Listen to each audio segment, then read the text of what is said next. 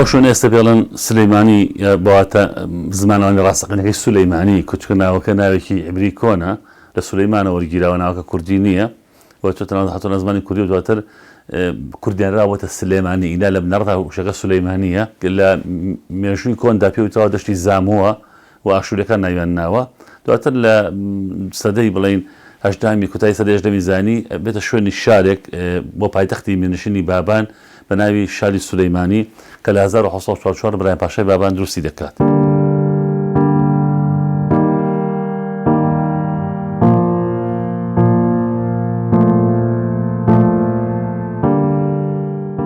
لەگەڵ دروستکردنی شاری سلێمانیدا بابانیەکان هەوڵیاندا سلێمانی وەک شارێکی پێشکەوت و سەرنجڕاکێش دەربخەن. سەرەتا دەستیان کرد بە دروستکردنی مزگەوت و بازاڕ و حەمامی گشتیان دروست کرد. میستەر ڕیچ بەردەوام سەرسامی خۆی پیشانداوە بە شێوازی هونەری تەلارسازی لەو شارە نوێدا.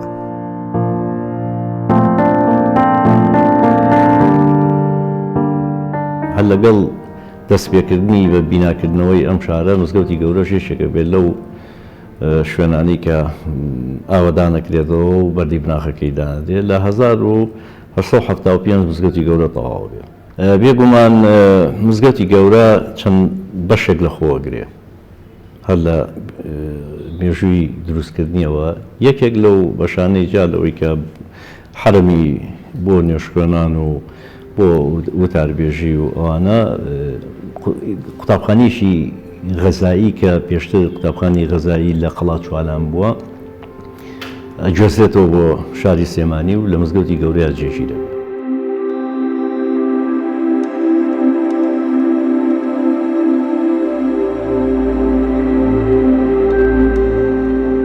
ئەو پیشانەی کە مۆرکی سلێمانیان پێوە دیار بووە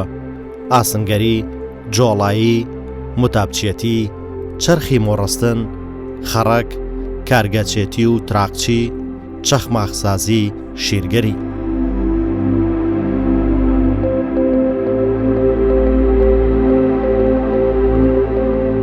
دەستنەوە خەڵک دێت لە بانەوە دێت لە مەریوانەوە دێت لە کرماشانەوە دێت هەتا لە ورمێەوە دێت لە خرکووکەوە دێن مەسەڵەن گەرگانەوە دێن یانە سلێمانی کێدی ئەوەی خستان دەستمانی کە توانایان هەیە هەندێک وەکو دەسەڵاتداری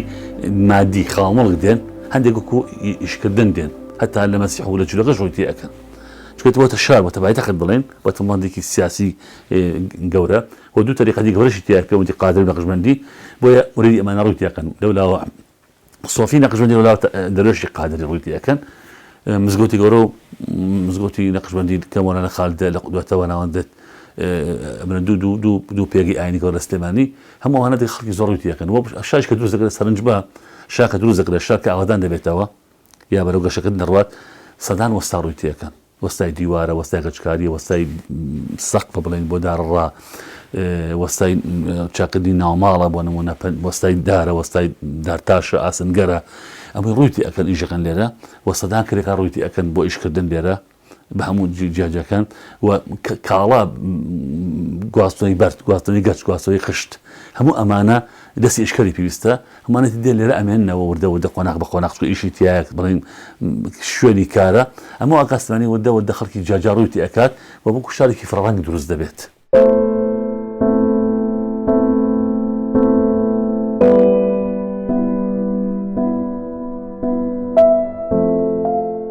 سەنعەتکاری ئەو وەختی بیناسازی بە تایبەتی سەرەتا لە بە بەرد و قسڵ ئیشانە کرد و بە تاق و تاقوچکە ئەو سەنعەتش لە ئێرانەوە هێنابیان و بە تایبەتی وەستاکارەکانی سنە هاتوونەم ئیشانانە کرد و بەشێکیش لەوانە ئەوەی دەستڕۆشتوو وایە بە خشتی سوور ئیشانە کرد لە ماڵەکاندا. بۆ نمونە دەرگای تەختەی گەورە کە کەسێک دەرگای حوشەی بە تەختەی گەورە بکردایە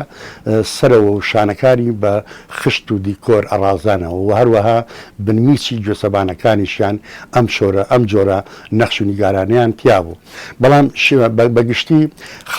خانە دروستکردن لە ئاسێکی سەرەتاییە و زۆرتر بە قوڕ و بەردەکرا ماڵە هەژارەکان ئایان کرد دوایی بە سواقی قوڕ ئەگەر کەسێک بیستە جوانکاری بکە بە گەڵی سپی ئاهاتن جوانکاریان لە دیوار و ئاگدانەکاریانە ئەکرد.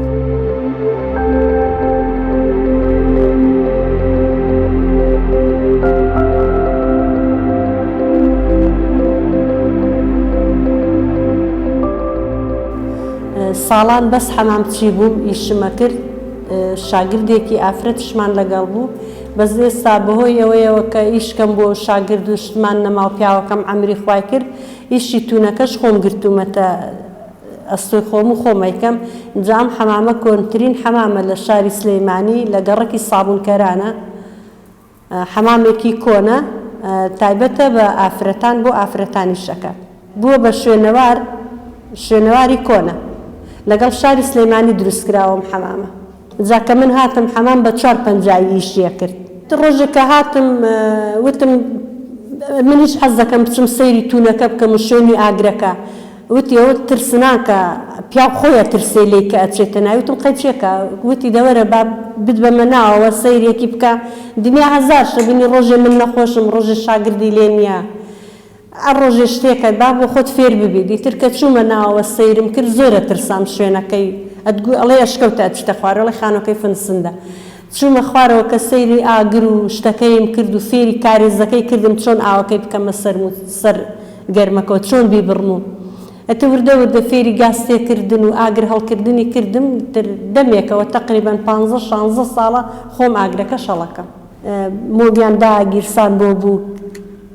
کچانی گەڕەکی بانگە کرد خزم کە سوکاری بانگە کرد ئێستا بووگی خۆیەشە هەر ناشزانی کە بووکە ئەترم ژنی وا هەیە مناڵیە بوو خەسوویە هات دایکیە هات لەگەڵیا لەم بەرزی ئەمە شوێنی زەویستان و بووک بوو لەوێ مەلۆتکەکەیە پێچاوێکی کردە باوەشی تا ئەو زەویستانە خۆیە شردوو ئەمجا هەم دیزدوای ئەوە بۆ چلە ئەهاتەوە چلەی خۆی و مناڵەکەی لەم حەمامە دەرەکرد ئێستا زۆر بەکەمی ئەو شتانە ماوە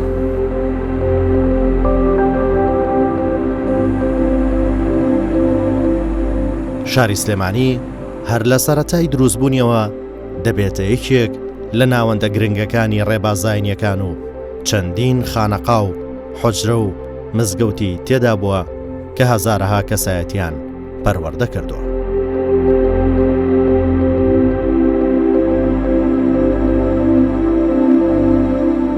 ئەمە دوشنی ئاینی گەورەمان هەیە مزگەوتی گەورە کە پێگەی تەریقەتی قادریەوە مزگەوتی نەقشبەندی کە پێگەی تەریقەتی نەقشبەندیە سەدان کە زۆرت یاقین و کاتە خوێندن خۆ لە مەکتەبانە بووە هەمووی لە حوجرەی مزگەوتەکان و کەنیسەکان و پەرستگاکانی ترا بووە خۆی تەکرد بۆ خوێندن سەدان فەقێ خەڵک بۆ فەقێتی بوو لە ناوچەکانی ترەوە بۆ ئێرە تاتی کردە و ڕۆژگاڵی مێژووی هەورامان و بە تاتی بیارە مەڵبەندی گرنگی ئاینی بووە و لەوێ نەقشبەندی ڕۆڵی گێڕاوە لێرە قادری هەیە بۆیە ئەمان بەشێ لەوان ڕوئەکەنە مزگەوتی گەورە بۆ نمونە بەشێ لە نەقشبەندەکان لە بیارۆ دیانە سلێمانی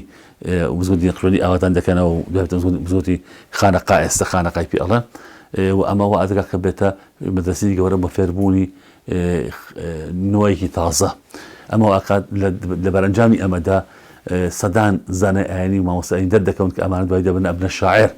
هەر لە نمونەی ناوی سالمی کوردی کە و کسێ خوشکی بامان ناستا بۆ نمونە سەدان شاعری دواتر دەرەکەن شاعرەکان دەستانی زۆرن بەڕاستی.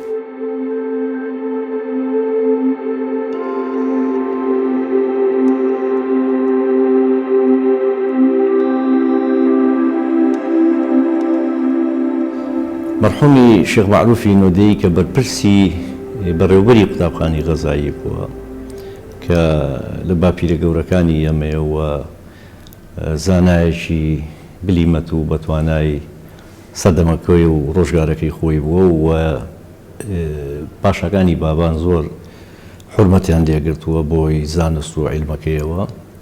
شێخ معروفی نۆدەی ساڵانێکی زۆر تەدریسی تیا کردووە بۆ دوای ئەویش دوای کۆچی دوای شێخ معروف مەرحومی حاجی کاک ئەحمەدی شێخ جێگرەوەی بووە هەم وەکو خەتیبی مزگەوتی گەورە هەم وەکو مدەڕیسی مەدرسەکە و لەگەڵ چەندین زانای ڕۆژگارەکەیە برێویان بۆ مەدرسەیە داوە و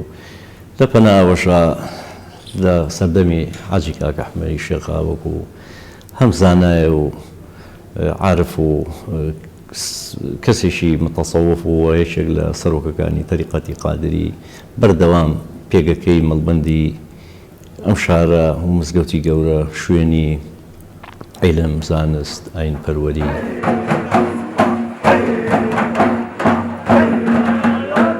ئەوەندەی توانەمێژیەکان من خوێنەوە من ئەوەندەی کە دەقە شعرەکان خوێنەوە ئەوەندەی کە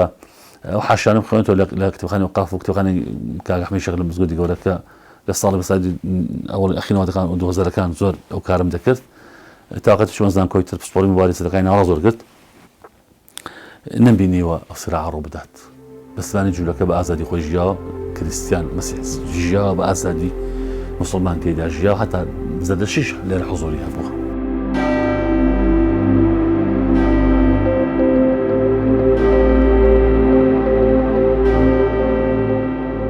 شاری سلێمانی شاری پێکەوە ژیانە مەسیحەکانی سلێمانی لەوەتی دروستبوونی شاری سلێمانی تقریبی پێش 600 ساڵ دروست بووە مەسیحەکان بوونیان هەبووە بوونەکەشیان بۆ چی ئەگەڕێتەوە بۆ تجارەت بۆ شت هەموو لە مووسڵ لە کۆی لە شەقلاوە هاتوونەتە لێرە لەوەتی سلێمانی هەیە مەسیحەکانیش تیاژیاوە تەبەن هەمووش ماڵەکانیشیان لە دەوروبەری کەنیسە بووە بە هاوکاری خەڵکی سلێمانی لەگەڵ شەمازیەلدا کە ئەبێتە خەزووری عەبدولکەریم ئەلەکە کە کاپورایەکی مەسیحی ناودار بوو لەگەڵ حکومەتی شێخ مەحموود وەزیری مالیە بووە لەوێ زۆر کەسی چۆن بڵێ زۆر لەوەتی گرانیە زۆر خەڵکی ئینقاز کردووە لە مردن لە برسا تاکە مەترانێک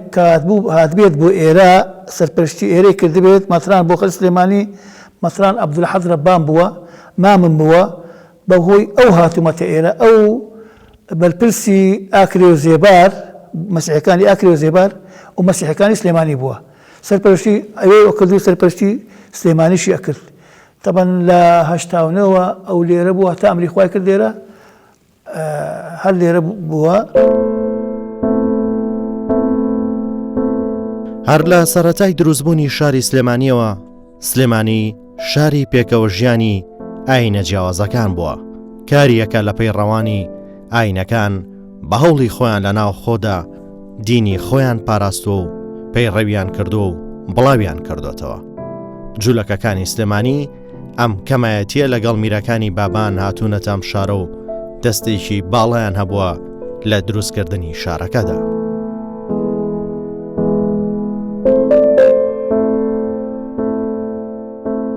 گەڕەکی جوولەکان لە گەڕەکارە کۆنەکانی شارە و کاتی خۆی کەوتۆتە بەشی خوارەوەی شار و خانوەکانیان لە ڕووی تەلارسازیەوە تایبەتمەندی خۆی هەبووە و زۆربەی دوون و هۆم و دیواری دەرەوەی هەبووە و بەتەنیشت یەکەوە بوون.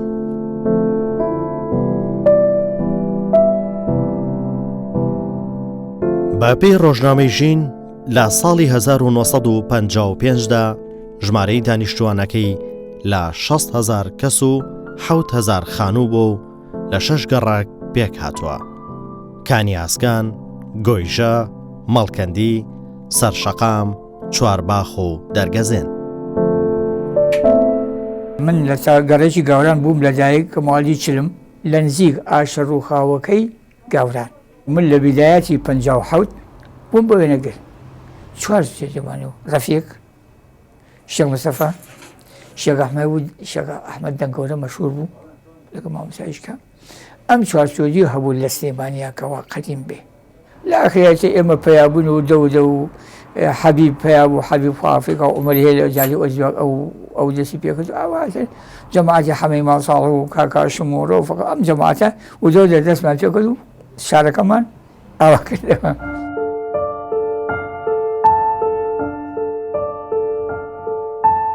ئەو پیاوە گەورانی کە ئەو وەختە هەبوون ئەکسەرێتیان هاتوون لێ ڕسمی کارەبان بۆ کردوون یا ڕسمی معامەلەم بۆ کردوون. حتا لە زمانی زعیم سیدیەکە ستەکان و یعنی یەومە جەیش ئیستیخباراتێکا بەردوام وتی لە نادیەکە بانگدا ئەم نادی ئالێرایە چوم ڕسم بۆ ئەوش گرتووە چەند فیلمێکم بۆ گرتون و حەفلەی ستەکان و پێڵ یەومە جەیش بۆ گرتووە. حتا عەدنان خێرڵڵا کە نەقڵ بوو بۆرە بوو بە ڤابەتەزید ڕسم بۆی گرتووە. حتا ماڵی سەدام حوسێن ئەوە درا ماڵەکان ماڵی سەدام حوسێن لێرە بوون باوکی پۆلیس بوو پۆلیسی پیادە بوو ئەو بەر ماڵەکان لیا کرێکی بوون لە ماڵی شێخ ساڵحی کەس لەری.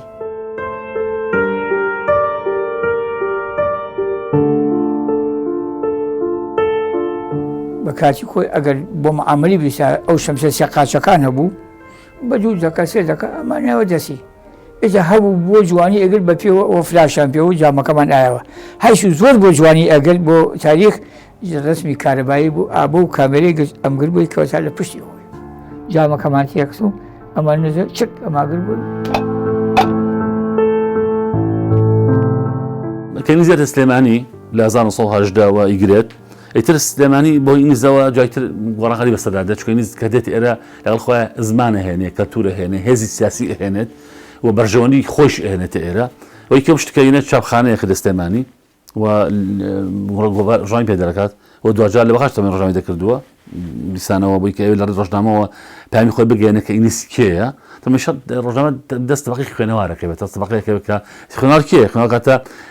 خەڵکی پێگەشتو حجرەکان بوون مامۆستایانی ئاینی بوون لێرە قوتابخانەی مەدەنی و کەسە نەبووە ئەمەوەی ئەوانەی کە لە ئەستەمبوڵ لە بەقا تەواویان کردووە لە قوتابخانەی ڕۆژدیە و ئەوانەی کە کاتە لە قوتابخانەی نظامیە وەلا لە ئەستەمبوڵ وەکو پیرمەدی شاعر مەسەڵەن بۆ دەیان کەساتیمان کە لەوێ تەواویان کردووە شەریف پاشا زۆر ناوەکان دیارە ئەمان لەوێ تەواویان کردووە کە لێرە مەسەن لێرن بۆ نمونە ئیتر ئەم جاخانەیە کە دێتە ئێرە و ئینیزەمە دەهێنێت ئیتر براو پێیا کە ئەوەی کە دوێنێ مامۆستاکانی ئاینی ئێمە شاعرەکانی لە حەسەر حاشێتی بە کۆنەکان نووسیوانە سەمجا لەسەر ڕۆژنامەکانی نووسن دەبراو پێیا کاشە من 6 ساڵ دێتە ئاراوە قۆناغی دواتر پیرمەد دەرەکەوێت کە ڕۆژنامەی ژین دەرەکات لێرەوەی سیستەمانی بێتە ناوەندی گەورەی ڕووناکبیری ئەوەی ئەمە دروستەکە ئاگادار بە هاتن ئینگلیز جارێ بە پلەی یەکەم ملانی نێوان جاسۆن و مێجەر نۆئێلە کە مێجەر نۆئێل لەگەڵ مێجەر نۆئێل دیدیان بۆ کورد و شێخ محموود جیاواز بووە ئەم هەموو ڕەوتە ئەم گۆڕانکاریانە ئەم هێزە تازانەکە ناوچەکەەوە ئەم گۆڕخانەی لە دنیادا ڕوو دەدات و هاتی فێسڵی کوڕ حسێن لە حیجازەوە لەکانی ویلایەتی مووسڵ بە عێراقەوە لای تورێک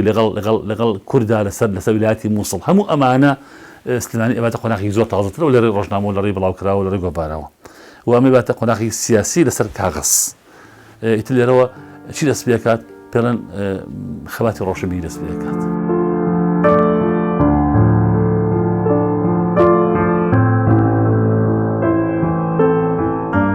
عەبدوڵڵا عیرفان یەکێ بووە لە پیاوەکانی گەڕێکی کانسکان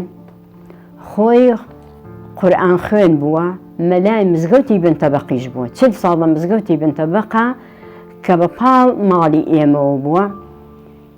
ئەو دەرسی وتۆتەوانێ بەڵام لە دواییە کچی بە مەغدور زانیوە هەستاوە بە سێ کچی خۆی دەرسی وتووە حەبسەخان و کامیلەخان و نایلەخان بە برازایەکی خۆشی کە کچی جەمال عیرفان بۆ ناوی جەمیلەخان بووە بەویشتی وتووە بەڵام لە هەمویان زیرەکتر حەبسەخان بووە حەزی لە پێشکەوتن بووە حەزی کردو دائیمەن ژن پێشکەوێ ژن بخوێنێ ژن خوێنن تەواو کات ئێمە مناڵیش بن دائیمە تەشجیع کردین ڕەشەی لێکردێن ئەبوو مەکتەب تەرک نەکەن مەکتەبە بێ تەواوکەن ئەبێ ببن بەشت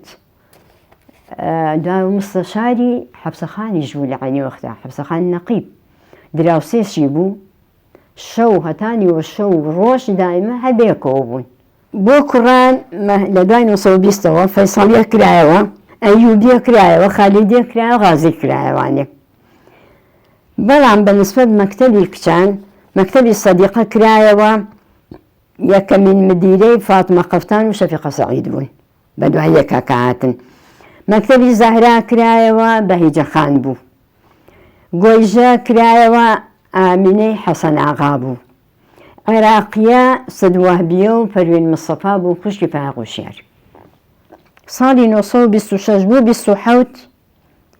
یەکەمین قوتابخانەی کچان کرایەوانێ گوزیدە یامۆرچی مدیرەکەی بوو مەڵبەندی زانستیش کرایەوانێ لە 1920 حەبسەخانی نەقیب زیاتر مصر بوو لەسەر ئەوە کە ژنە نەخوێنەوارەکانی کونی ژوورەوانێ لە ماڵەکانیان بێنە دەرەوانێ فێری خوێنن بن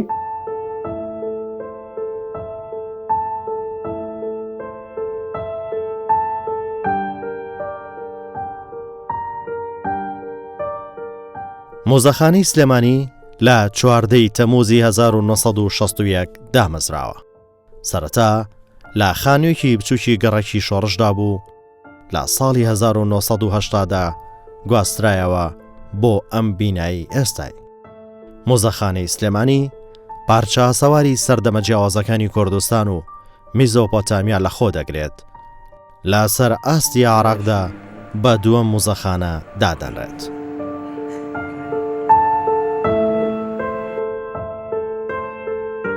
شاری سلێمانی دەکەوێتە سەرهێڵی پانی 34-36 لە سەرهێڵی درێژی 45-46. سلێمانی دەکەوێتە باشووری ڕۆژئاوای کیشوەری ئاسیا و ڕۆژهەڵاتی کوردستانی باشوورە. سلێمانی لە باکووری ڕۆژهەڵاتەوە بە زنجیرە شاخی ئەزمەڕ 1700 متر، گۆیژە 1525 متر لەگەڵ قەیوان دەورە دراوە. لە باشووریشەوە بە چیای بەرانان 1373 متر و لە ڕۆژهەڵاتیشەوە دەشتی شارەزور دەست پێ دەکات کە درێژیەکەی 45 کیلۆمەتر و پانیەکەی 15 کیلۆمەترە. لە ڕۆژ ئاواشەوە شاخی تاسڵوجە دەورەی داوە. شاری سلێمانی 853 متر لە ئاستی ڕووی دەریاوە بەرزە و ئەو هەواکەی بە دەریای ناوەڕاستەوە کاریگەرە و لە زستاندا سارد و باراناویە و هاوینیشی وشک و گەرم و بێبارانە. جیاوازێکی زۆریش لە نێوان پلەکانی گەرمای شەو و ڕۆژ و وەرزەکانی ساڵیدا بەدی دەکرێت.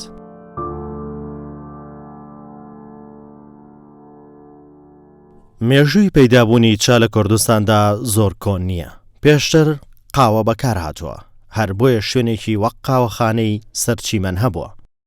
یەکەمین جار چا لە ساڵی 1895 هێنرایە سلێمانی لەلایەن بازرگانێکەوە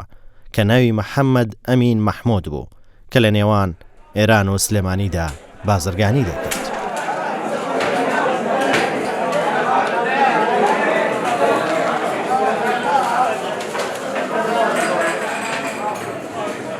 باوکم ناوی شەریف بووە کە بەشوم وەکتی خۆی بە شەریف وەرامی.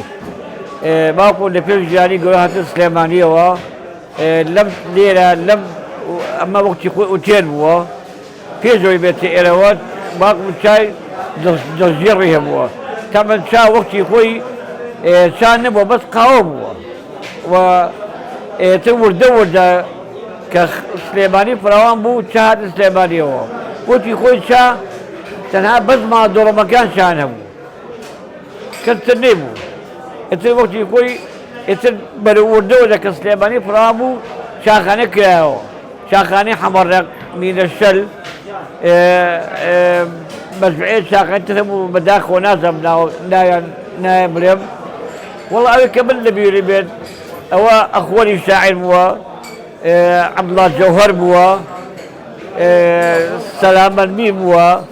و هەروەها مەسەلەن وەکو من لە باوکم بیستمە کە پیرەمێردیش وەکتی هاتووەتە ئێرە بێکەس هەر هاتووە. دوای ئەوانش ئێتر مەڵبەتی ئەو شاعیرەکان بەتابەتی کاک شێرکۆ بەڕێحمە بێت. شێرکۆ بێکەس ئێمە لەگە کاک شێرکۆ دانیشتین بەڕێحمە بێت. یعنی شتێکی تایبێکی تری هەبوو. بۆ بوونە مەسەلە حەمە ساڵ دیلان ئەگەمبانی بەهاتا ئێرە و نیۆڕە بڕۆ شاماڵەوە بەهاتا ئێرە.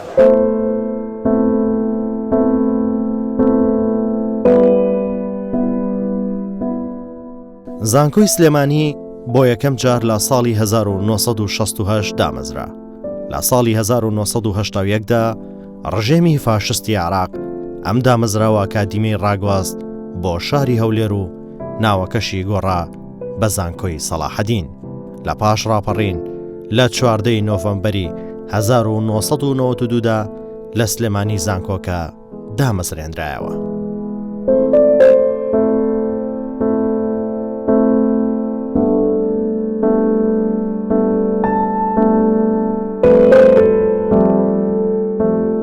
شاری سلێمانی لە پاش ڕاپەڕینی ئازاری 1991ەوە فراوانبوون و پێشکەوتنی بەرچاوی بەخۆیەوە دیوە و بە ئارامترین و پاکترین پارێزگا دەژمێردرێت لە عێراقدا. سلێمانی بە درێژایی مێژوو لانکەی ڕۆشنبیران و تێکۆشەران بووە. زۆربەی شاعیر و نووسەر و ڕۆشنبیر و هونەرمەند لەم شارەدا بوون و نمونەی زیندوێتی بوون لە ڕووی زانست و ڕۆشنبیریەوە. هەر بۆیە لە ساڵی 2013دا